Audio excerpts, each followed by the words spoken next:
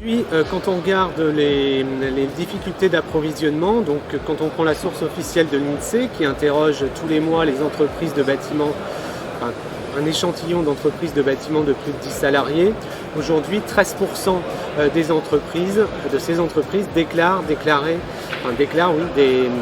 difficultés d'approvisionnement en matériaux. Quand on regarde par rapport à la moyenne de longue période, on est à 2%. Donc c'est-à-dire qu'on est quand même 11 points au-delà de cette moyenne de longue période qui montre bien quand même les difficultés qui sont à l'œuvre sur les tensions en approvisionnement. Alors toutefois, c'est vrai qu'il semblerait que ce sont donc des tensions qui sont élevées mais qui sont sur un plateau depuis l'été. Donc aujourd'hui, on n'a pas un accroissement des tensions sur les approvisionnements, mais plutôt des tensions qui sont à un niveau élevé.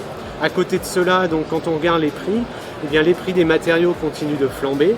On le voit, par exemple, on a tout ce qui concerne les produits PVC, on est à plus 50% fin juillet 2021 par rapport à décembre 2020. Plastique alvéolaire, on est à plus 20%, demi-produits en aluminium, on est à plus 18%, donc on a des produits qui continuent de progresser.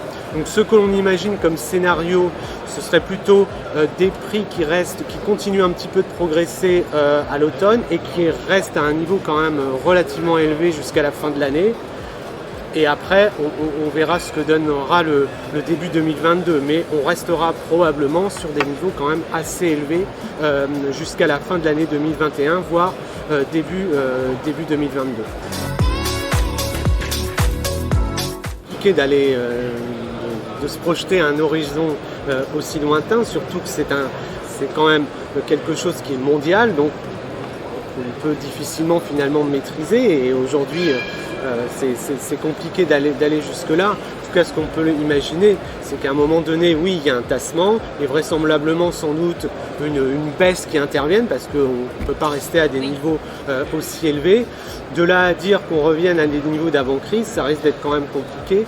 Donc vraisemblablement qu'on sera sans doute sur sorte de niveau un peu moins élevé qu'aujourd'hui, mais on ne reviendra vraisemblablement pas tout de suite, en tout cas au niveau de 2019. Mais encore une fois, bon, ça reste un peu la boule de cristal, parce que c'est compliqué de se projeter quand même au-delà du premier trimestre 2022.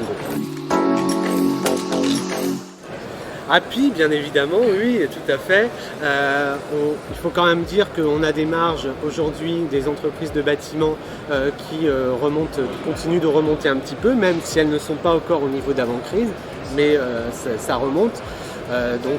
Voilà.